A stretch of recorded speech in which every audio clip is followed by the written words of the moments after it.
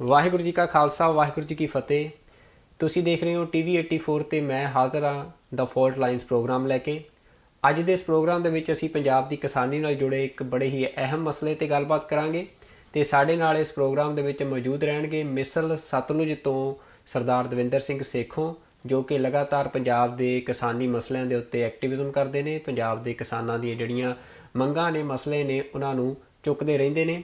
ਤੇ ਮੈਂ ਸਭ ਤੋਂ ਪਹਿਲਾਂ ਦਵਿੰਦਰ ਸਿੰਘ ਜੀ ਤੁਹਾਨੂੰ ਜੀ ਆਇਆਂ ਨੂੰ ਕਹਿੰਦਾ ਜੀ ਟੀਵੀ 84 ਤੇ। ਵਾਹਿਗੁਰੂ ਜੀ ਕਾ ਖਾਲਸਾ ਵਾਹਿਗੁਰੂ ਜੀ ਕੀ ਫਤਿਹ। ਹਾਂਜੀ, ਵਾਹਿਗੁਰੂ ਜੀ ਕਾ ਖਾਲਸਾ ਵਾਹਿਗੁਰੂ ਜੀ ਕੀ ਫਤਿਹ। ਦਵਿੰਦਰ ਸਿੰਘ ਜੀ, ਸਾਡੀ ਅੱਜ ਦੀ ਗੱਲਬਾਤ ਦਾ ਜਿਹੜਾ ਵਿਸ਼ਾ ਆ ਉਹ ਜਿਹੜਾ ਭਾਰਤ ਸਰਕਾਰ ਵੱਲੋਂ ਇੱਕ ਮਿਨੀਮਮ ਐਕਸਪੋਰਟ ਪ੍ਰਾਈਸ ਤੈਅ ਕੀਤਾ ਗਿਆ ਆ ਬਾਸਮਤੀ ਚੌਲਾਂ ਦੇ ਉੱਤੇ, ਜਿਹੜਾ ਖਾਸ ਕਰਕੇ 15 ਅਕਤੂਬਰ ਤੱਕ ਇੱਕ ਲਿਮਿਟ ਤੈਅ ਕਰ ਦਿੱਤੀ ਗਈ ਆ ਕਿ ਕਿਸੇ ਵੀ ਤਰ੍ਹਾਂ ਦੀ ਜਿਹੜਾ ਐਕਸਪੋਰਟ ਆ ਬਾਸਮਤੀ ਦਾ ਜੇ ਹੋਣਾ ਆ ਭਾਰਤ ਤੋਂ, ਤਾਂ ਉਸ ਦੀ ਕੀਮਤ $1200 ਪ੍ਰਤੀ ਟਨ ਜਿਹੜੀ ਆ ਉਹ ਤੈਅ ਕੀਤੀ ਗਈ ਆ।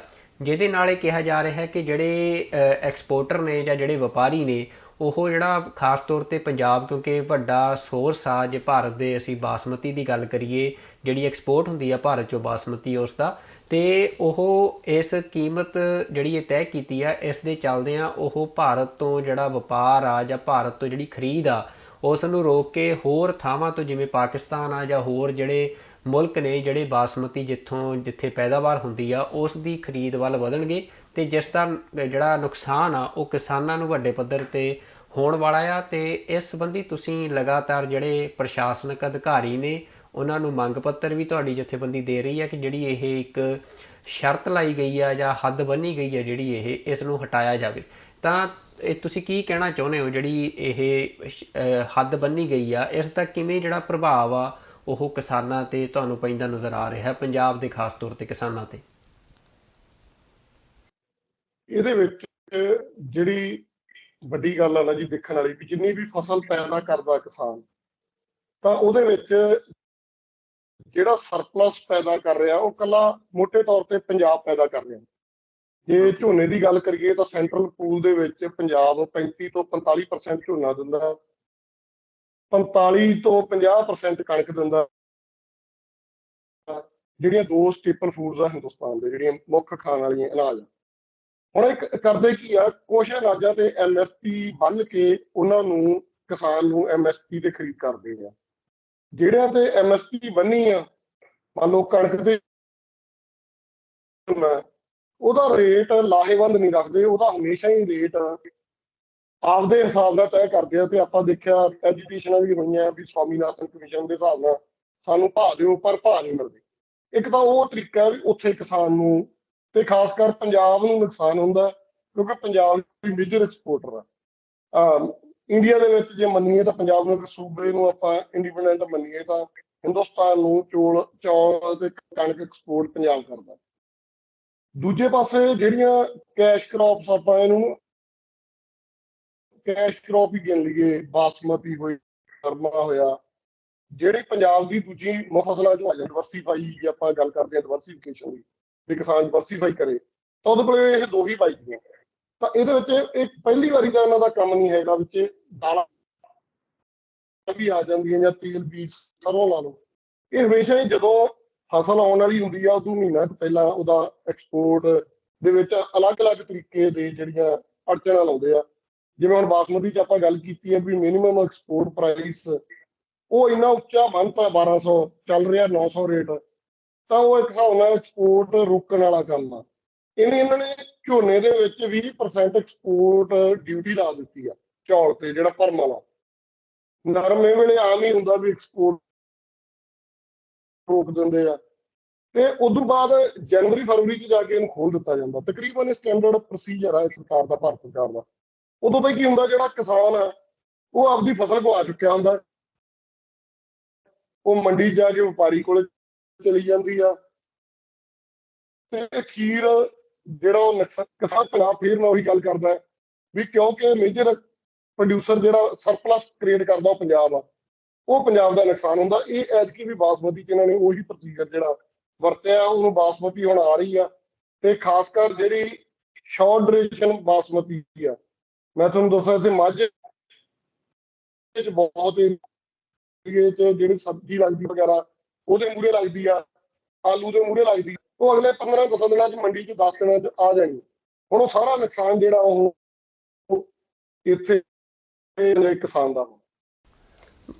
ਮਸਲਾ ਇਹੀ ਹੈ ਵੀ ਜੇ ਹੁਣ ਜਿਵੇਂ ਐਕਸਪੋਰਟ ਡਿਊਟੀ ਲਾਈ ਆ ਸਰਕਾਰ ਨੇ, ਮਤਲਬ ਮਿਨੀਮਮ ਐਕਸਪੋਰਟ ਪ੍ਰਾਈਸ ਤੈਅ ਕੀਤਾ ਆ ਤੇ ਐਕਸਪੋਰਟ ਡਿਊਟੀ ਦਾ ਵੀ ਉਹਦੇ ਤੇ ਅਸਰ ਆ, ਤਾਂ ਜਿਹੜੇ ਕਿਸਾਨ ਦੀ ਫਸਲ ਮੰਡੀਆਂ 'ਚ ਆਉਣੀ ਆ ਤਾਂ ਉਹਦੀ ਜਿਹੜੀ ਕੀਮਤ ਆ ਵਪਾਰੀ ਵੱਲੋਂ, ਕਿਉਂਕਿ ਇਹ ਗੱਲ ਆ ਜਾਂਦੀ ਆ ਕਿ ਸਾਡੀ ਤਾਂ ਅੱਗੇ ਡਿਮਾਂਡ ਨਹੀਂ ਰਹੀ ਕਿਉਂਕਿ ਰੇਟ ਇੰਨਾ ਜ਼ਿਆਦਾ ਵੱਧ ਗਿਆ ਤੇ ਕਿਸਾਨ ਕੋਲ ਸਟੋਰੇਜ ਦੇ ਸਾਧਨ ਨਹੀਂ, ਤਾਂ ਕਿਸਾਨ ਨੇ ਭਾਵੇਂ ਉਹ ਗਿਰਿਆ ਰੇਟ ਆ ਫਿਰ ਉਹਦੇ ਤੇ ਵੇਚਣੀ ਆ। ਤਾਂ ਇਹਦੇ ਵਿੱਚ ਮਤਲਬ ਇਹ ਸਰਕਾਰ, ਤੁਹਾਨੂੰ ਕੀ ਲੱਗ ਰਿਹਾ ਕਿ ਜਾਣ ਬੁੱਝ ਕੇ ਇਹ ਵਪਾਰੀਆਂ ਦਾ ਤੇ ਸਰਕਾਰ ਦਾ ਇੱਕ ਗਠਜੋੜ ਆ ਜਿਹਦੇ ਨਾਲ ਕਿ ਕਿਸਾਨ ਨੂੰ ਇਹ ਰਗੜਾ ਲਾਇਆ ਜਾਂਦਾ ਆ ਆਰਥਿਕ ਤੌਰ ਤੇ? ਹਾਂਜੀ ਸੁਖਵਿੰਦਰ, ਇੱਥੇ ਇੱਕ ਹੋਰ ਬੜੀ ਅਹਿਮ ਗੱਲ ਆ ਵੀ ਆਪਾਂ ਜਦੋਂ ਵਪਾਰੀ ਸ਼ਬਦ ਵਰਤਦੇ ਆ ਉਹ ਟੋਟੈਲਿਟੀ 'ਚ ਸਾਰੇ ਵਾਸਤੇ ਵਰਤ ਲੈਂਦੇ ਆ, ਪਰ ਇਹ ਜਿਹੜਾ ਗੱਠਜੋੜ ਬਣਦਾ ਇਹ ਹਮੇਸ਼ਾ ਨੁਕਸਾਨ ਆ ਜਿਹੜਾ ਪੰਜਾਬ ਦਾ ਵਪਾਰੀ ਆ ਉਹਦਾ ਵੀ ਨਾਲ ਕਰਦਾ।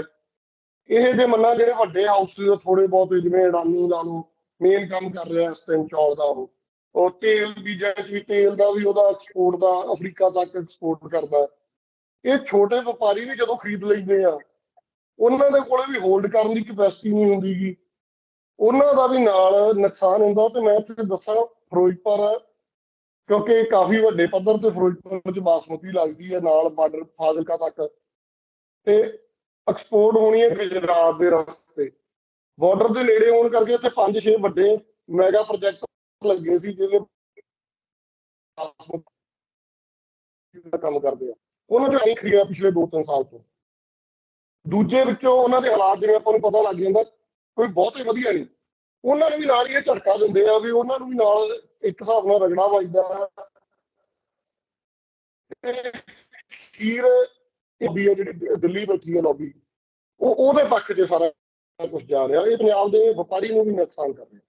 ਇਹ ਵੀ ਦੇਖਣ 'ਚ ਆਇਆ ਦਵਿੰਦਰ ਸਿੰਘ ਜੀ, ਜਿਹੜਾ ਤੁਸੀਂ ਇਹ ਗੱਲ ਕੀਤੀ ਆ ਕਿ ਨੁਕਸਾਨ ਕਿਸਾਨ ਦਾ ਤੇ ਵਪਾਰੀ ਦਾ, ਛੋਟੇ ਵਪਾਰੀ ਦਾ ਜਿਹੜਾ ਆ ਉਹ ਦੋਵਾਂ ਦਾ ਹੀ ਹੁੰਦਾ ਆ, ਤੇ ਜਿਹੜਾ ਇਹਦੇ ਵਿੱਚ ਮੁਨਾਫਾ ਆ ਉਹ ਜਿਹੜਾ ਭਾਵੇਂ ਉਹ ਵੱਡੇ ਜਿਹੜੇ ਕਾਰਪੋਰੇਟ ਪਰਿਵਾਰ ਨੇ ਜਿਹੜੇ ਹੁਣ ਸਿੱਧੇ ਹੀ ਥੋਕ ਦੇ ਵਪਾਰ 'ਚ ਵੀ ਸ਼ਾਮਲ ਹੋ ਗਏ ਆ, ਜਿਹੜਾ ਫੂਡ ਪ੍ਰੋਡਕਟਸ ਦਾ ਥੋਕ ਦਾ ਵਪਾਰ ਆ ਜਾਂ ਐਕਸਪੋਰਟ ਦਾ ਵੱਡਾ ਵਪਾਰ ਜਿਨ੍ਹਾਂ ਦੇ ਹੱਥ 'ਚ ਆ, ਤੁਸੀਂ ਅਡਾਨੀ ਦਾ ਨਾਂ ਲਿਆ ਵੀ ਇਹਨਾਂ ਦਾ ਵੱਡਾ ਮੁਨਾਫਾ ਇਹ ਖੱਟਦੇ ਆ ਫਿਰ ਜਦੋਂ ਪ੍ਰਾਈਸ ਜਿਹੜੇ ਆ ਉਹ ਵੱਧ ਕੇ, ਕਿਉਂਕਿ ਇਹਨਾਂ ਦੇ ਕੋਲ ਸਟੋਰੇਜ ਦੀ ਕੈਪੈਸਿਟੀ ਆ ਤੇ ਇਹ ਵੇਚਦੇ ਆ। ਹੁਣ ਮਤਲਬ ਸਭ ਤੋਂ ਵੱਡੀ ਗੱਲ ਇਹ ਆ ਕਿ ਜਿਹੜਾ ਅਸੀਂ ਦੇਖ ਰਹੇ ਹਾਂ ਕਿ ਜਿਹੜਾ ਛੋਟਾ ਵਪਾਰੀ ਆ ਉਹਦਾ ਜਿਹੜਾ ਮਰਨਾ ਆ ਜਾਂ ਉਹਦਾ ਖਤਮ ਹੋਣਾ ਹੈ ਜਿਹੜਾ, ਉਹ ਕਿਸਾਨੀ ਤੇ ਕਿੰਨਾ ਕੁ ਅਸਰ ਪਾ ਸਕਦਾ ਹੈ ਜੇ ਅਸੀਂ ਪੰਜਾਬ ਦੀ ਆਰਥਿਕਤਾ ਦੇ ਹਿਸਾਬ ਨਾਲ ਗੱਲ ਕਰੀਏ ਵੀ ਜਦੋਂ ਇਹ ਵੱਡੇ ਜਿਹੜੇ ਪਲੇਅਰ ਨੇ, ਵਪਾਰ ਸਾਰਾ ਇਹਨਾਂ ਦੇ ਹੱਥ ਵਿੱਚ ਚਲਿਆ ਗਿਆ?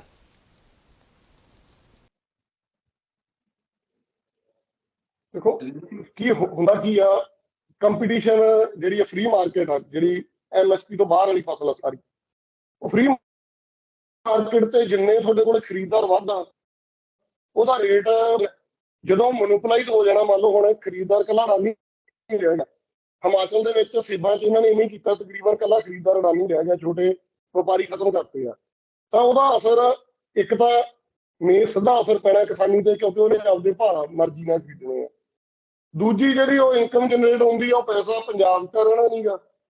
ਜੇ ਪੰਜਾਬ ਦਾ ਵਪਾਰੀ ਆ ਪੰਜਾਬ 'ਚ ਕਮਾਈ ਕਰੂਗਾ ਤਾਂ ਕੁਛ ਪੈਸਾ ਤਾਂ ਚਲੋ ਆਪਾਂ ਮੰਨ ਲੈਂਦੇ ਆ ਵੀ ਬਾਕੀ ਉਹਨਾਂ ਨੂੰ ਵੀ ਆਦਤ ਬਣੀ ਹੈ ਵੀ ਦਿੱਲੀ ਜਾ ਕੇ ਲਾਉਣ ਦੀ, ਹੈ ਉਹਨਾਂ ਦੀ ਵੀ ਭੈੜ ਪੰਜਾਬ ਦੇ ਵਪਾਰੀ 'ਚ ਹੋਈ ਵੀ ਆ, ਪਰ ਫਿਰ ਵੀ ਕੁਛ ਤਾਂ ਪੰਜਾਬ ਦੇ ਸਰਕਲ ਦੇ ਵਿੱਚ ਰਹਿੰਦਾ ਜਾਂ ਰੁਜ਼ਗਾਰ ਮਿਲਦਾ,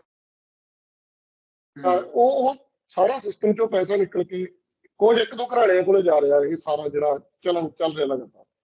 ਤੇ ਦਵਿੰਦਰ ਸਿੰਘ ਜੀ, ਮਤਲਬ ਜਦੋਂ ਅਸੀਂ ਹੁਣ ਦੇਖਦੇ ਹਾਂ ਵੀ ਜਿਹੜੀ ਇੰਟਰਨੈਸ਼ਨਲ ਮਾਰਕੀਟ ਆ ਉਹਦੇ ਵਿੱਚ ਭਾਵੇਂ ਯੂਕਰੇਨ ਰਸ਼ੀਆ ਦੀ ਜੰਗ ਹੋਵੇ ਜਾਂ ਫਿਰ ਹੋਰ ਜਿਹੜੇ ਹਾਲਾਤ ਬਣੇ ਹੋਏ ਆ, ਯੂਨਾਈਟਿਡ ਨੇਸ਼ਨ ਦਾ ਜਿਹੜਾ ਫੂਡ ਪ੍ਰੋਗਰਾਮ ਉਹ ਲਗਾਤਾਰ ਕਹਿ ਰਿਹਾ ਹੈ ਕਿ ਦੁਨੀਆ ਦੇ ਵਿੱਚ ਜਿਹੜੀ ਅਨਾਜ ਦੀ ਥੋੜ ਆ ਉਹ ਬਹੁਤ ਤੇਜ਼ੀ ਦੇ ਨਾਲ ਵੱਧ ਰਹੀ ਆ, ਤਾਂ ਅਜਿਹੇ ਸਮੇਂ ਹੁਣ ਪੰਜਾਬ ਦੇ ਕੋਲ ਇੱਕ ਸਰਪਲਸ ਫੂਡ ਆ, ਪੰਜਾਬ ਦੀ ਪ੍ਰੋਡਕਸ਼ਨ ਸਰਪਲਸ ਆ ਅਜੇ ਵੀ, ਤਾਂ ਪੰਜਾਬ ਉਸ ਤੋਂ ਲਾਹਾ ਪੰਜਾਬ ਕਿਉਂ ਨਹੀਂ ਲੈ ਪਾ ਰਿਹਾ? ਤੁਹਾਨੂੰ ਕੀ ਲੱਗ ਰਿਹਾ ਵੀ ਜਿਹੜਾ ਇਹਦੇ ਪਿੱਛੇ ਇੰਡੀਆ ਦਾ ਜਿਹੜਾ ਸੈਂਟਰਲਾਈਜ਼ਡ ਪੋਲੀਟੀਕਲ ਸਿਸਟਮ ਆ ਉਹ ਇੱਕ ਕਾਰਨ ਆ?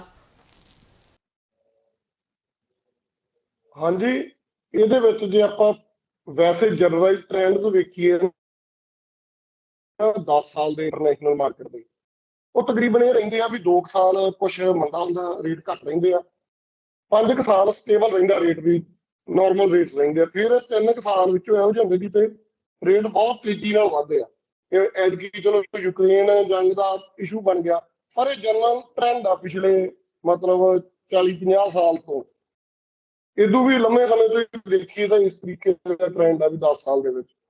ਹੁਣ ਕਿਸਾਨੀ 'ਚ ਕੀ ਹੁੰਦਾ, ਕਿਸਾਨੀ 'ਚ ਜਦੋਂ ਮੰਦਾ ਆਉਂਦਾ ਕਿਸਾਨ ਕਰਜ਼ਈ ਹੋਣਾ ਸ਼ੁਰੂ ਕਰਦਾ, ਉਦੋਂ ਬਾਅਦ ਉਹ ਕੁਛ ਟਾਈਮ ਜਦੋਂ ਆਪਾਂ ਕਹਿੰਦੇ ਰੇਟ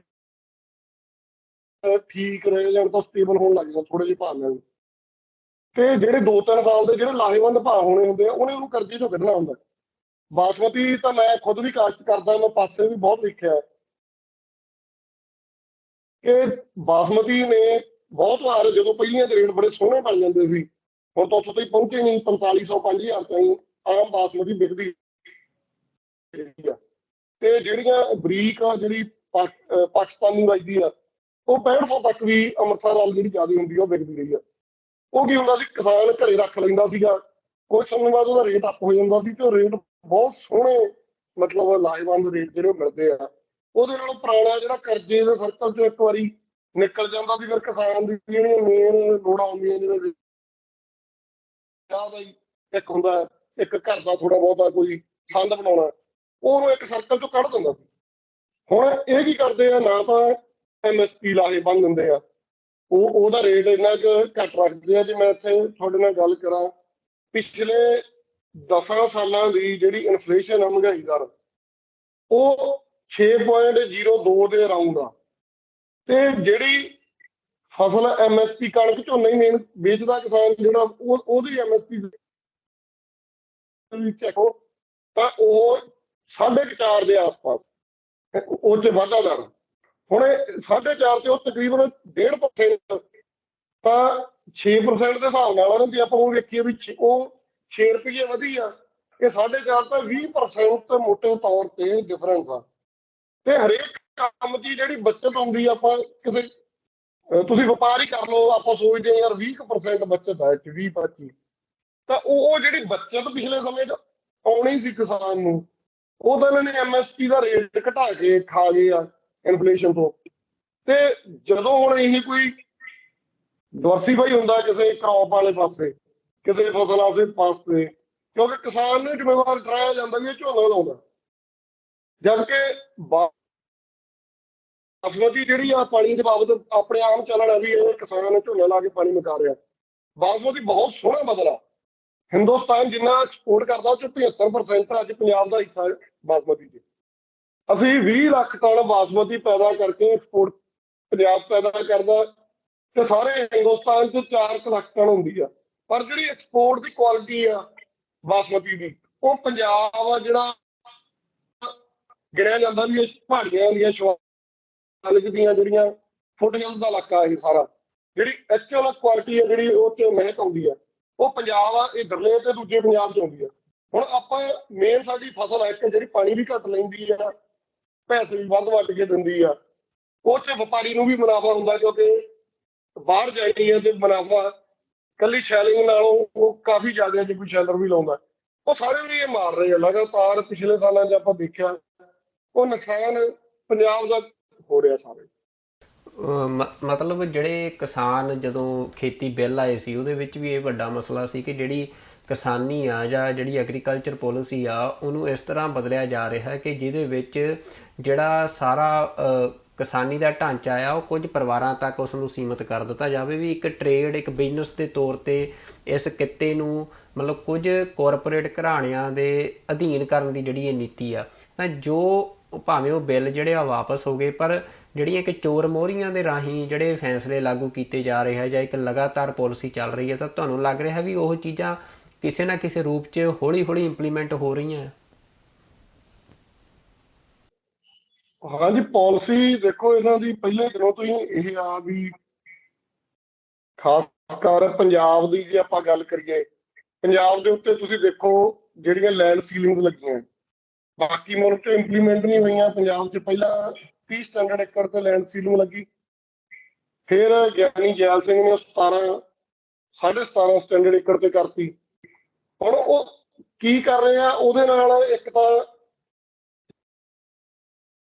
ਜਿਹੜਾ ਕਿਸਾਨ ਦੀ ਹੋਲਡਿੰਗ ਇੰਨੀ ਛੋਟੀ ਕਰ ਰਹੇ ਆ ਵੀ ਉਹ ਖੇਤੀ ਚੋਂ ਬਾਹਰ ਹੋ ਜਾਏ, ਕਿਉਂਕਿ ਛੋਟੀ ਹੋਲਡਿੰਗ ਜਿਹੜੀ ਉਹ ਲਾਹੇਵੰਦ ਨਹੀਂ ਰਹਿੰਦੀ, ਤੇ ਉਹ ਅਜਾੜੇ ਦਾ ਵੀ ਕਾਰਨ ਬਣਦੀ ਹੈ। ਫਿਰ ਇਹਨਾਂ ਦੇ ਨਾਲ ਹੀ ਤੁਸੀਂ ਦੇਖੋ ਆਪਣਾ ਕਿੰਨਾ ਪਾਣੀ ਰਾਜਸਥਾਨ ਨੂੰ ਜਾ ਰਿਹਾ। ਪੰਜਾਬ ਕੋਲੇ ਅਸੀਂ ਅੰਕੜੇ ਕੱਢੇ, ਪੰਜਾਬ ਕੋਲੇ ਸਾਰਾ ਹੀ ਦਰਿਆਵਾਂ ਦਾ ਪਾਣੀ 9.5 ਮਿਲੀਅਨ ਏਕੜ ਫੁੱਟ ਆ, ਤੇ ਰਾਜਸਥਾਨ ਨੂੰ 11.2 ਦੇਈ ਜਾਂਦੇ ਆ, 11.2 ਮਿਲੀਅਨ ਏਕੜ ਫੁੱਟ। ਹੁਣ ਉਹ ਜਿੱਥੇ ਪਾਣੀ ਜਾ ਰਿਹਾ ਉੱਥੇ ਉਹਨਾਂ ਨੇ ਤੁਹਾਨੂੰ ਜ਼ਮੀਨ ਖਰੀਦਣ ਤੇ ਰੋਕ ਲਾਤੀ। ਤਾਂ ਸਾਰਾ ਦਿਨ ਪਾਣੀ ਝਾਮ ਚੱਲਦਾ ਕਿਤੇ ਨਾ ਕਿਤੇ। ਜਿਹੜੇ ਆਪਣੇ ਬੰਦੇ ਆ ਖੇਤੀ 'ਚ ਕਾਮਯਾਬ ਆ, ਕਿਉਂਕਿ ਇਹ ਖੇਤੀ 'ਚ ਦੂਜੀ ਗੱਲ ਇਹ ਆ ਵੀ ਖੇਤੀ ਇੱਕ ਹਿਸਾਬ ਨਾਲ ਆਪਾਂ ਕੀ ਖੁਦ ਮੁਖਤਿਆਰੀ ਤੇ ਆਜ਼ਾਦੀ ਦਿੰਦੀ ਆ। ਸੈਂਟਰ ਦੇ ਉਲਟ ਜਦੋਂ ਵੀ ਗੱਲ ਉੱਠੀ ਹੈ ਕੇਂਦਰੀਕਰਨ ਦੇ ਉਲਟ, ਐਮਰਜੈਂਸੀ ਲਾ ਲਓ, ਕਿਸਾਨ ਬਿੱਲ ਲਾ ਲਓ, ਉਦੋਂ ਹਮੇਸ਼ਾ ਪੰਜਾਬ ਮੁੜ ਹੀ ਰਿਹਾ।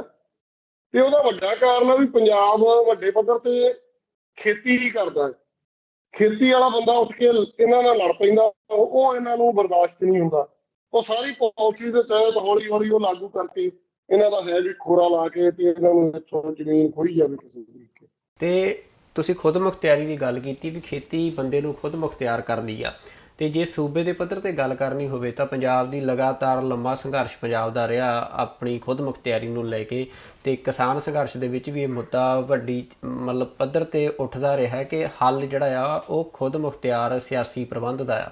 ਤੇ ਹੁਣ ਜਦੋਂ ਅਸੀਂ ਦੁਨੀਆ ਦੇ ਵਿੱਚ ਇੰਟਰਨੈਸ਼ਨਲ ਮਾਰਕੀਟ ਨੂੰ ਦੇਖ ਰਹੇ ਹਾਂ ਤਾਂ ਕੀ ਤੁਹਾਨੂੰ ਨਹੀਂ ਲੱਗਦਾ ਕਿ ਪੰਜਾਬ ਦੇ ਵਿੱਚ ਕੋਈ ਅਜਿਹੀ ਪੋਲੀਟੀਕਲ ਆਵਾਜ਼ ਉੱਠਣੀ ਚਾਹੀਦੀ ਆ ਕਿ ਜਿਵੇਂ ਪੰਜਾਬ ਦੇ ਕੋਲ ਆਪਣੇ ਅਦਾਰੇ ਨੇ, ਅਸੀਂ ਦੇਖਦੇ ਹਾਂ ਕਿ ਪੰਜਾਬ ਸਰਕਾਰ ਦਾ ਮਾਰਕਫੈਡ ਆ ਜਾਂ ਕੋਆਪਰੇਟਿਵ ਸੁਸਾਇਟੀਆਂ ਆ, ਵੀ ਇਹਨਾਂ ਅਦਾਰਿਆਂ ਦੇ ਰਾਹੀਂ ਜਿਹੜਾ ਸਿੱਧਾ ਕੋਈ ਐਕਸਪੋਰਟ ਦੇ ਲਈ ਕੋਈ ਪ੍ਰਬੰਧ ਜਿਹੜੇ ਆ ਵੀ ਭਾਰਤ ਸਰਕਾਰ ਨੂੰ ਇੱਕ ਪਾਸੇ ਰੱਖ ਕੇ ਦੁਨੀਆ ਦੇ ਮੁਲਕਾਂ ਦੇ ਨਾਲ ਜਿੱਥੇ ਲੋੜ ਆ, ਜਿੱਥੇ ਮਾਰਕੀਟ ਹੈਗੀ, ਜਿੱਥੇ ਡਿਮਾਂਡ ਆ, ਉੱਥੇ ਜਿਹੜੀ ਪੰਜਾਬ ਦੀ ਬਾਸਮਤੀ ਜਿਹੜੀ ਕਿ ਪੂਰੀ ਦੁਨੀਆ 'ਚ ਵੱਡੀ ਡਿਮਾਂਡ ਜਿਹਦੀ ਹੁੰਦੀ ਆ ਵੀ ਉਹ ਸਿੱਧੀ ਐਕਸਪੋਰਟ ਕਰਨ ਦਾ ਕੋਈ ਪ੍ਰਬੰਧ ਸਿਰਜਿਆ ਜਾ ਸਕਦਾ ਹੋਵੇ? ਦੇਖੋ ਇਹ ਗੱਲ ਅਕਾਲੀ ਦਲ ਨੂੰ ਪਹਿਲਾਂ ਪੰਜਾਬੀ ਸੂਬੇ ਵਾਸਤੇ ਲੜੇ, ਉਹਨਾਂ ਨੂੰ ਲੱਗਾ ਵੀ ਵੱਖਰਾ ਸੂਬਾ ਬਣ ਜੇ ਤਾਂ ਅਸੀਂ ਪੰਜਾਬ ਦੀ ਬਿਹਤਰੀ ਕਰ ਸਕਾਂਗੇ। ਉਦੋਂ ਬਾਅਦ ਉਹਨਾਂ ਨੂੰ ਫੇਰ ਦੂਜੀ ਗੱਲ ਇਹੀ ਸਮਝ ਆਈ ਵੀ ਹਿੰਦੁਸਤਾਨ ਦੇ ਵਿੱਚ ਜਿਹੜੇ ਖੁਦ ਮੁਖਤਿਆਰੀ ਦੇ ਹੱਕ ਹੀ ਨਹੀਂ ਹੈ ਜੀ, ਸੈਂਟਰਲਾਈਜ਼ ਬਹੁਤ ਜ਼ਿਆਦਾ ਆ। ਤੇ ਬੜੇ ਅਫਸੋਸ ਦੀ ਗੱਲ ਆ ਵੀ ਉਹ ਪਾਰਟੀ ਜਿਹੜੀ ਲੜੀ ਉਦੋਂ ਬਾਅਦ ਉਹ ਜਿਹੜੀਆਂ ਉਹਨਾਂ ਦੇ ਆਗੂ ਸਾਹਿਬਾਨ ਆ ਉਹ ਹਿੰਦੁਸਤਾਨ ਨਾਲ ਘਿਓ ਖਿਚੜੀ ਹੋ ਗਏ ਆ। ਹੁਣ ਪਿੱਛੇ ਜੇ ਵਨ ਨੇਸ਼ਨ ਵਨ ਇਲੈਕਸ਼ਨ ਜਿਹੜਾ ਇਹਨਾਂ ਨੇ ਪਾਲਿਸੀ ਲੈ ਕੇ ਆਂਦੀ ਆ, ਉਹ ਕਲੀਅਰ ਸੈਂਟਰਲਾਈਜੇਸ਼ਨ ਦੀ ਪਾਲਿਸੀ ਆ। ਜਦੋਂ ਵਨ ਇਲੈਕਸ਼ਨ ਇੱਕ ਟਾਈਮ ਚੋਣਾਂ ਹੋਈਆਂ ਤਾਂ ਖੇਤਰੀ ਪਾਰਟੀ ਦਾ ਸਾਰਿਆਂ ਨਾਲੋਂ ਵੱਡਾ ਨੁਕਸਾਨ ਹੋਣਾ, ਕੋਈ ਵੀ ਖੇਤਰੀ ਪਾਰਟੀ ਹੈ। ਨਾ ਤਾਂ ਇੱਕ ਤਾਂ ਸੈਂਟਰ ਦੀ ਪਾਰਟੀ ਕੋਲੇ ਸਾਧਨ ਬਹੁਤ ਜ਼ਿਆਦਾ ਹੁੰਦੇ ਆ, ਪ੍ਰਚਾਰ ਦੇ ਪ੍ਰਸਾਰ ਦੇ ਸਾਧਨ ਬਹੁਤ ਜ਼ਿਆਦਾ ਹੁੰਦੇ ਆ। ਦੂਜਾ ਤੁਸੀਂ ਉਹਨਾਂ ਦੇ ਮੁਕਾਬਲੇ ਜਦੋਂ ਇਲੈਕਸ਼ਨ ਹੋ ਗਏ ਉਹ ਇੱਕ ਪਰਸਨੈਲਿਟੀ ਓਰੀਐਂਟਡ ਹੋਣ ਪਿੱਛੇ, ਜਿਵੇਂ ਆਪਾਂ ਦੇਖਿਆ ਮੋਦੀ ਦੇ ਨਾਂ ਤੇ ਇਲੈਕਸ਼ਨ ਹੋ ਰਹੇ ਆ, ਪਹਿਲਾਂ ਇੰਦਰਾ ਗਾਂਧੀ ਦੇ ਨਾਂ ਤੇ ਹੁੰਦੇ ਸੀ। ਉਹਨਾਂ ਦੇ ਵਿੱਚ ਤੁਸੀਂ ਆਮ ਬੰਦੇ ਨੂੰ ਕਿਵੇਂ ਸਮਝਾਓਗੇ ਵੀ ਭਾਈ ਤੂੰ ਉੱਪਰਲੀ ਵੋਟ ਇੱਥੇ ਪਾਉਣੀ ਹੈ, ਥੱਲੜੀ ਇੱਥੇ ਪਾ? ਆਮ ਬੰਦੇ ਨੂੰ ਤਾਂ ਇੰਨੀ ਸਿਆਸੀ ਸਮਝ ਹੀ ਨਹੀਂ ਹੁੰਦੀ। ਉਹਨੇ ਤਾਂ ਇਲੈਕਸ਼ਨ 'ਚ ਜਦੋਂ ਗਿਆ ਉਹਨੂੰ ਤਾਂ ਇੱਕ ਗੱਲ ਸਮਝ ਆਉਣੀ ਮੈਂ ਇਹਨੂੰ ਵੋਟ ਪਾਉਣੀ ਹੈ। ਉਹ ਜਿਹੜਾ ਖੋਰਾ ਲਗਾਤਾਰ ਲੱਗ ਰਿਹਾ ਉਹਦੇ ਤੇ ਦੁਬਾਰਾ ਲੜਾਈ ਪੰਜਾਬ ਨੂੰ ਖੜੀ ਕਰਨੀ ਪੈਣੀ ਹੈ। ਉਦੋਂ ਬਗੈਰ ਪੰਜਾਬ ਦਾ ਬਚਾਅ ਨਹੀਂ ਹੈਗਾ। ਐਕਸਪੋਰਟ ਹੁਣ ਪਾਕਿਸਤਾਨ ਦੇ ਬਾਰਡਰ ਸਾਡੇ ਬੰਦ ਆ, ਉਹ ਗੁਜਰਾਤ ਰਾਹੀਂ ਉਹਨਾਂ ਨਾਲ ਵਪਾਰ ਹੋ ਰਿਹਾ। ਆਪਣੇ ਇੱਥੇ ਜਿਹੜੀ ਐਗਰੀਕਲਚਰ ਮਸ਼ੀਨਰੀ ਆ, ਖੇਤੀਬਾੜੀ ਸੰਦ ਆ, ਮਸ਼ੀਨਾਂ ਤੋਂ ਲੈ ਕੇ ਹਲਾਂ ਤੱਕ ਉਹ ਬਿਹਤਰੀਨ ਆ ਪੰਜਾਬ ਦੇ ਕੋਲੇ, ਪਾਕਿਸਤਾਨ ਕੋਲੇ ਹੈ ਨਹੀਂ। ਉਹਨਾਂ ਨੂੰ ਜਿਹੜੀ ਕਣਕ ਵੱਢਣ ਵਾਲੀ ਕਮਾਈ ਆ ਉਹ 80-85 ਲੱਖ, ਜੇ ਆਪਣੇ ਨਾਲ ਆਪਾਂ ਉਹਨਾਂ ਦੀ ਕਰੰਸੀ ਡਿਫਰੈਂਸ ਤੁਲਨਾ ਕਰੀਏ ਤਾਂ ਉਹ 40-50 ਲੱਖ ਰੁਪਏ ਜੋ ਕਰੋੜ ਰੁਪਏ ਤੋਂ ਉੱਤੇ ਚਲੀ ਜਾਂਦੀਆਂ ਉਹਨਾਂ ਦੀ। ਉਹ ਵੀ ਪੁਰਾਣੀ ਮਸ਼ੀਨ ਲੈ ਕੇ ਆਉਂਦੇ ਆ।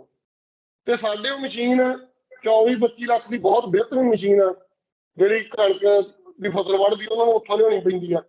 ਤੇ ਉਹ ਸਾਡੀ ਜਿਹੜੀ ਛੋਟੀ ਇੰਡਸਟਰੀ ਹੈ ਜਿਹਦੇ ਲਈ ਪੰਜਾਬ ਦੇ ਵਿੱਚ ਆਪਾਂ ਕਹਿੰਦੇ এনवायरमेंट ਵੀ ਹੈਗਾ ਤੇ ਪੰਜਾਬ ਨੂੰ ਪੋਲਿਊਟ ਵੀ ਨਹੀਂ ਕਰਦੀ, ਜਿਹੜੀ ਆਟੋਮੋਬਾਈਲ ਦੀ ਇੰਡਸਟਰੀ ਹੈ ਜਾਂ ਖੇਤੀ ਸੰਦਾਂ ਦੀ ਇੰਡਸਟਰੀ ਆ, ਉਹਨੂੰ ਹਮੇਸ਼ਾ ਰੋਕਦੇ ਆ।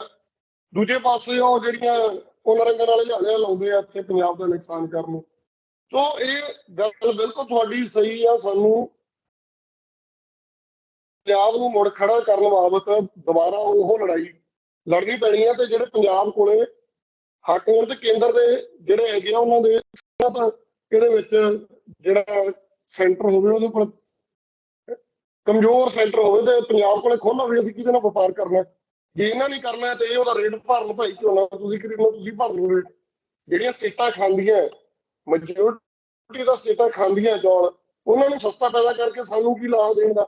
ਅਸੀਂ ਉਹਨਾਂ ਨਾਲ ਗੱਲ ਕਰੀਏ ਵੀ ਭਾਈ ਤੁਹਾਡਾ ਨਹੀਂ ਸਰਦਾ ਸਾਨੂੰ ਆਹ ਭਾਅ ਦੇ ਜਾਂ ਅਸੀਂ ਬਾਹਰ ਭੇਜਦੇ ਹਾਂ ਤੁਹਾਨੂੰ ਪਹਿਲੀ ਪ੍ਰੈਫਰੈਂਸ ਦੇ ਦਿਆਂਗੇ ਤੁਸੀਂ ਸਾਡੇ ਤੋਂ ਪਹਿਲਾਂ ਲੈ ਲਓ। ਸੋ ਇਹ ਚੀਜ਼ਾਂ ਤੋਂ ਲੜਾਈ ਤਾਂ ਆਪਾਂ ਨੂੰ ਲੜਨੀ ਪੈਣੀ ਹੈ। ਬਿਲਕੁਲ ਜੀ, ਮਤਲਬ ਗੱਲ ਇਹ ਆ ਕਿ ਪੰਜਾਬ ਦੇ ਕੋਲ ਜਿਹੜਾ ਆਪਣਾ ਇੱਕ ਸੋਰਸ ਆ ਜਿੱਥੋਂ ਕਮਾਈ ਉਹ ਕਰ ਸਕਦਾ ਹੈ। ਇਹ ਸਾਡੇ ਦਰਸ਼ਕਾਂ ਲਈ ਵੀ ਬੜੀ ਸਮਝਣ ਵਾਲੀ ਗੱਲ ਆ ਕਿ ਕਿਉਂ ਜਿਹੜੀ ਪੰਜਾਬ ਨੂੰ ਖੁਦ ਮੁਖਤਿਆਰੀ ਨਹੀਂ ਦਿੱਤੀ ਜਾਂਦੀ। ਉਹਦੇ ਪਿੱਛੇ ਇੱਕ ਵੱਡਾ ਕਾਰਨ ਇਹੀ ਆ ਕਿ ਭਾਰਤ ਇਹ ਚਾਹੁੰਦਾ ਆ ਕਿ ਉਹਨੂੰ ਸਸਤੇ ਵਿੱਚ ਜਿਹੜੀਆਂ ਉਹਦੀਆਂ ਜ਼ਰੂਰਤ ਦੀਆਂ ਚੀਜ਼ਾਂ ਨੇ ਉਹ ਪੰਜਾਬ ਤੋਂ ਮਿਲਦੀਆਂ ਰਹਿਣ। ਤੇ ਪਰ ਪੰਜਾਬ ਨੂੰ ਇਹ ਦੇਖਣ 'ਚ ਆਇਆ ਕਿ ਜਦੋਂ ਭਾਵੇਂ ਇੰਡਸਟਰੀ ਦੀ ਗੱਲ ਹੋਵੇ, ਜੇ ਟੈਕਸ ਦੇ ਵਿੱਚ ਛੋਟ ਦਿੱਤੀ ਗਈ ਤਾਂ ਪੰਜਾਬ ਦੀ ਇੰਡਸਟਰੀ ਕਿਵੇਂ ਖਤਮ ਹੋਈ। ਜਿਹੜੀ ਸਮਾਲ ਸਕੇਲ ਇੰਡਸਟਰੀ ਸੀ ਸਾਰੀ ਇੰਡਸਟਰੀ ਜਾ ਕੇ ਹਿਮਾਚਲ ਦੇ ਵਿੱਚ ਜਿੱਥੇ ਟੈਕਸ ਦੀਆਂ ਛੋਟਾਂ ਮਿਲੀਆਂ ਉੱਥੇ ਜਾ ਕੇ ਸਥਾਪਿਤ ਹੋਈ। ਤੇ ਉਸ ਹਿਮਾਚਲ ਦੀ ਇੰਡਸਟਰੀ ਦਾ ਜਿਹੜਾ ਐਨਵਾਇਰਮੈਂਟਲ ਨੁਕਸਾਨ ਆ ਉਹ ਪੰਜਾਬ ਨੂੰ ਹੀ ਹੁੰਦਾ ਆ ਵੀ ਭਾਵੇਂ ਲਾਹਾ ਸਾਰਾ ਹਿਮਾਚਲ ਲੈਂਦਾ। ਤੇ ਇਸੇ ਤਰ੍ਹਾਂ ਦੀਆਂ ਜਿਹੜੀਆਂ ਨੀਤੀਆਂ ਨੇ ਉਹ ਭਾਰਤ ਦੀ ਸਿਆਸਤ ਦੇ ਵਿੱਚ, ਭਾਰਤ ਦੇ ਪੋਲੀਟੀਕਲ ਸਿਸਟਮ ਦੇ ਵਿੱਚ ਲਗਾਤਾਰ 1947 ਤੋਂ ਚੱਲਦੀਆਂ ਆ ਰਹੀਆਂ, ਜਿਹਦੇ ਨਾਲ ਪੰਜਾਬ ਜਿਹੜਾ ਆ ਅੱਜ ਉਹ ਆਰਥਿਕ ਪੱਖੋਂ ਜਿਹੜਾ ਆ ਬੜਾ ਟੁੱਟ ਚੁੱਕਿਆ ਆ। ਤੇ ਆਰਥਿਕ ਕਿਸਾਨੀ ਦੀ ਆਰਥਿਕਤਾ ਦੀ ਗੱਲ ਦਵਿੰਦਰ ਸਿੰਘ ਜੀ, ਮੈਂ ਜਾਂਦੇ ਜਾਂਦੇ ਇੱਕ ਮਸਲਾ ਇਹ ਵੀ ਜਾਣਨਾ ਚਾਹੁੰਦਾ ਕਿ ਪਿਛਲੇ ਦਿਨੀ ਪੰਜਾਬ ਦੇ ਵਿੱਚ ਹੜ੍ਹਾਂ ਦੀ ਮਾਰ ਪਈ, ਵੱਡੇ ਪੱਧਰ ਤੇ ਨੁਕਸਾਨ ਹੋਇਆ ਪੰਜਾਬ ਦੀ ਕਿਸਾਨੀ ਦਾ। ਤੇ ਪੰਜਾਬ ਸਰਕਾਰ ਨੇ ਵੱਡੇ ਐਲਾਨ ਕੀਤੇ ਕਿ ਅਸੀਂ ਮੁਰਗੀ ਤੱਕ ਦਾ ਵੀ ਜਿਹੜਾ ਨੁਕਸਾਨ ਆ ਉਹ ਵੀ ਭਰਾਂਗੇ ਕਿਸਾਨਾਂ ਦਾ, ਕਿ ਜੇ ਕਿਸੇ ਦੀ ਮੁਰਗੀ ਵੀ ਜਿਹੜੀ ਆ ਇਹਨਾਂ ਹੜ੍ਹਾਂ ਦੇ ਵਿੱਚ ਮਰੀ ਆ। ਪਰ ਹੁਣ ਜ਼ਮੀਨ ਦੇ ਉੱਤੇ ਕੀ ਮੁਆਵਜ਼ਾ ਸਰਕਾਰ ਦੇ ਰਹੀ ਆ? ਕਿਉਂਕਿ ਸਾਨੂੰ ਇਹ ਜਾਣਕਾਰੀ ਮਿਲੀ ਕਿ ਮੁਆਵਜ਼ਾ ਜਿਨ੍ਹਾਂ ਨੇ ਗਰਦੋਰੀਆਂ ਕਰਨੀਆਂ ਸੀ, ਪਟਵਾਰੀਆਂ ਨੇ, ਉਹ ਤਾਂ ਹੜਤਾਲਾਂ ਤੇ ਨੇ। ਤੇ ਜਿਹੜਾ ਮਸਲਾ ਆ ਹੁਣ ਕਿਸਾਨ ਬਾਹਰ ਨਿਕਲ ਗਿਆ, ਲੜਾਈ ਤਾਂ ਸਰਕਾਰ ਤੇ ਪਟਵਾਰੀਆਂ ਦੀ ਬਣ ਕੇ ਰਹਿ ਗਈ ਆਪਸ 'ਚ।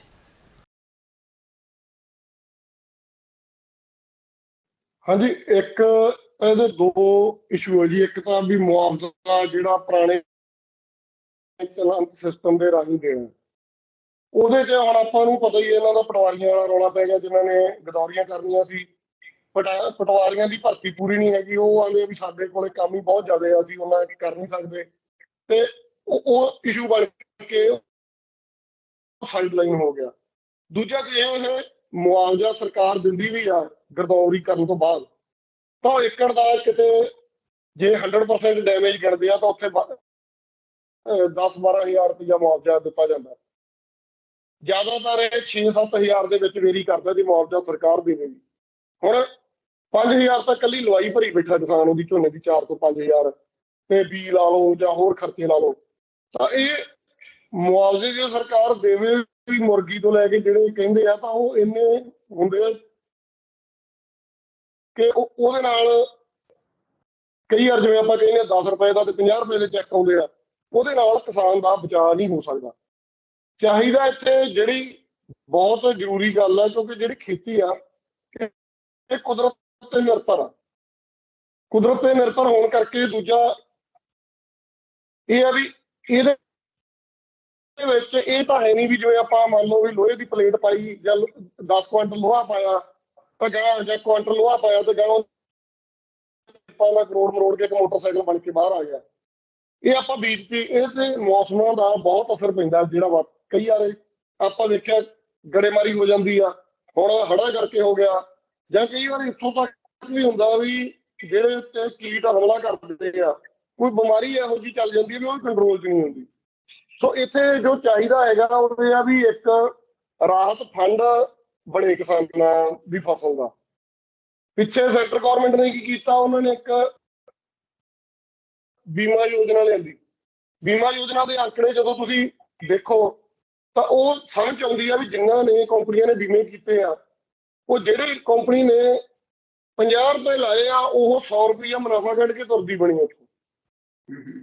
ਉਹਨੇ ਪੈਸਾ ਇਕੱਠਾ ਕੀਤਾ, ਮੁਆਵਜ਼ਾ ਦੇਣ ਵੇਲੇ ਉਹਨਾਂ ਦੇ ਸ਼ਰਤਾਂ ਬਣਾ ਲੈਂਦੇ, ਉਹ ਪੂਰੀਆਂ ਨਹੀਂ ਕਰਦੇ।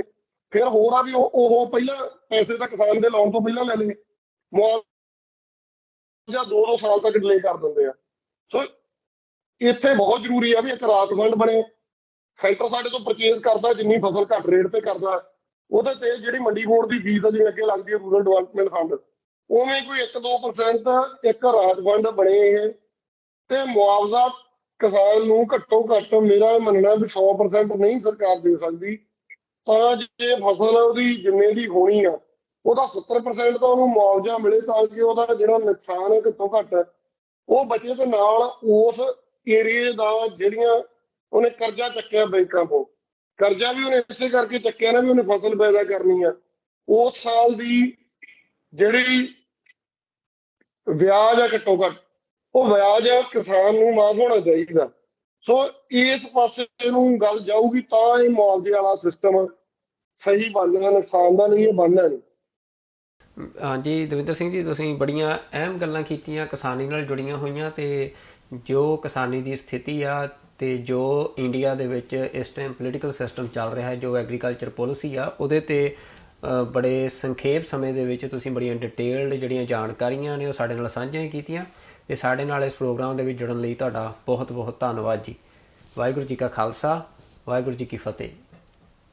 ਹਾਂਜੀ ਸੁਖਜਿੰਦਰ ਜੀ, ਬਹੁਤ ਬਹੁਤ ਧੰਨਵਾਦ। ਵਾਹਿਗੁਰੂ ਜੀ ਕਾ ਖਾਲਸਾ, ਵਾਹਿਗੁਰੂ ਜੀ ਕੀ ਫਤਿਹ। ਹਾਂਜੀ, ਵਾਹਿਗੁਰੂ ਜੀ ਕਾ ਖਾਲਸਾ, ਵਾਹਿਗੁਰੂ ਜੀ ਕੀ ਫਤਿਹ ਜੀ। ਤੇ ਇਹ ਸਨ ਸਰਦਾਰ ਦਵਿੰਦਰ ਸਿੰਘ ਜੋ ਸਾਡੇ ਨਾਲ ਜੁੜੇ ਹੋਏ ਸੀ, ਤੇ ਜੋ ਪੰਜਾਬ ਦੇ ਵਿੱਚ ਜ਼ਮੀਨ ਦੇ ਉੱਤੇ ਕਿਸਾਨੀ ਦੇ ਹਾਲਾਤ ਨੇ, ਤੇ ਜਿਸ ਤਰ੍ਹਾਂ ਭਾਰਤ ਸਰਕਾਰ ਦੀਆਂ ਨੀਤੀਆਂ ਨੇ ਜੋ ਕਿਸਾਨੀ ਨੂੰ, ਖਾਸ ਤੌਰ ਤੇ ਪੰਜਾਬ ਦੀ ਕਿਸਾਨੀ ਨੂੰ ਜਿਹੜਾ ਆ ਲਗਾਤਾਰ ਸੱਟ ਮਾਰ ਰਹੀਆਂ ਨੇ। ਤੇ ਅੱਜ ਪੰਜਾਬ ਦੀ ਕਿਸਾਨੀ ਜਿਹੜੀ ਆ ਆਰਥਿਕ ਪੱਖੋਂ ਬੜੀ, ਅਸੀਂ ਕਹਿ ਸਕਦੇ ਹਾਂ ਕਿ ਡਾਵਾਡੋਲ ਸਥਿਤੀ ਦੇ ਵਿੱਚ ਆ, ਤੇ ਲਗਾਤਾਰ ਜਿਹੜੇ ਕਿਸਾਨ ਪਰਿਵਾਰ ਨੇ ਉਹ ਕਿਸਾਨੀ ਤੋਂ ਬਾਹਰ ਹੋ ਰਹੇ ਆ। ਤੇ ਜੇ ਕਿਸਾਨ ਪਰਿਵਾਰ ਕਿਸਾਨੀ ਤੋਂ ਬਾਹਰ ਹੋ ਰਹੇ ਆ ਤਾਂ ਇਹ ਸਵਾਲ ਮਹਿਜ਼ ਆਰਥਿਕਤਾ ਦਾ ਨਹੀਂ ਰਹਿ ਜਾਂਦਾ, ਇੱਕ ਸਵਾਲ ਸਮਾਜ ਦਾ ਬਣ ਜਾਂਦਾ ਆ, ਤੇ ਨਾਲ ਹੀ ਪੰਜਾਬ ਦੇ ਖੁਦ ਮੁਖਤਿਆਰ ਸੁਭਾਅ ਦਾ, ਖੁਦ ਮੁਖਤਿਆਰ ਕਰੈਕਟਰ ਦਾ ਬਣ ਜਾਂਦਾ ਹੈ, ਜੋ ਲਗਾਤਾਰ ਜ਼ਾਲਮਾਂ ਨੂੰ, ਜ਼ਾਲਮ ਹਕੂਮਤਾਂ ਨੂੰ ਇਸੇ ਸਿਰ ਤੇ ਜਿਹੜਾ ਵੰਗਾਰਦਾ ਰਿਹਾ, ਕਿਉਂਕਿ ਉਹ ਕਿਸੇ ਦਾ ਨੌਕਰ ਜਾਂ ਕਿਸੇ ਦਾ ਗੁਲਾਮ ਨਹੀਂ ਸੀ। ਉਸ ਦਾ ਕਿੱਤਾ ਜਿਹੜਾ ਆ ਉਹ ਖੁਦ ਮੁਖਤਿਆਰ ਸੀ, ਜੋ ਕਿ ਕਿਸਾਨੀ ਸੀ। ਤੇ ਜੇ ਪੰਜਾਬ ਕਿਸਾਨੀ ਤੋਂ ਬਾਹਰ ਹੋ ਜਾਂਦਾ ਹੈ ਤਾਂ ਇਸ ਦੇ ਜਿਹੜੇ ਇੰਪਲੀਕੇਸ਼ਨਸ ਆ ਉਹ ਬਹੁਤ ਜ਼ਿਆਦਾ ਗੰਭੀਰ ਜਿਹੜੇ ਆ ਉਹ ਸਮਾਜ ਦੇ ਉੱਤੇ ਪੈ ਸਕਦੇ ਆ। ਤੇ ਇਹਨਾਂ ਗੱਲਾਂ ਤੇ ਜ਼ਰੂਰ ਜਿਹੜਾ ਆ ਪੰਜਾਬ ਦੇ ਲੋਕਾਂ ਨੂੰ ਧਿਆਨ ਦੇਣਾ ਚਾਹੀਦਾ, ਤੇ ਪੰਜਾਬ ਦੀ ਜਿਹੜੀ ਪੋਲੀਟੀਕਲ ਡਾਇਲੋਗ ਆ ਉਹਦੇ ਵਿੱਚ ਇਹ ਗੱਲਾਂ ਜ਼ਰੂਰ ਸ਼ਾਮਲ ਹੋਣੀਆਂ ਚਾਹੀਦੀਆਂ ਹੈ, ਤੇ ਕੋਈ ਇਹਨਾਂ ਮਸਲਿਆਂ ਦੇ ਹੱਲ ਵੱਲ ਜਿਹੜਾ ਆ ਉਹ ਜਿਹੜੇ ਵਿਚਾਰਵਾਨ ਲੋਕ ਨੇ ਉਹਨਾਂ ਨੂੰ ਸੋਚਣਾ ਚਾਹੀਦਾ ਆ। ਤੇ ਇਸੇ ਗੱਲਬਾਤ ਦੇ ਨਾਲ ਅੱਜ ਦੇ ਇਸ ਪ੍ਰੋਗਰਾਮ ਦੇ ਵਿੱਚ ਇੰਨਾ ਹੀ। ਅਗਲੇ ਪ੍ਰੋਗਰਾਮ ਦੇ ਵਿੱਚ ਕਿਸੇ ਹੋਰ ਮਹਿਮਾਨ ਦੇ ਨਾਲ, ਕਿਸੇ ਹੋਰ ਮੁੱਦੇ ਦੇ ਨਾਲ ਤੁਹਾਡੇ ਅੱਗੇ ਹਾਜ਼ਰ ਹੋਵਾਂਗੇ। ਉਦੋਂ ਤੱਕ ਰੱਬ ਰਾਖਾ। ਵਾਹਿਗੁਰੂ ਜੀ ਕਾ ਖਾਲਸਾ, ਵਾਹਿਗੁਰੂ ਜੀ ਕੀ ਫਤਿਹ।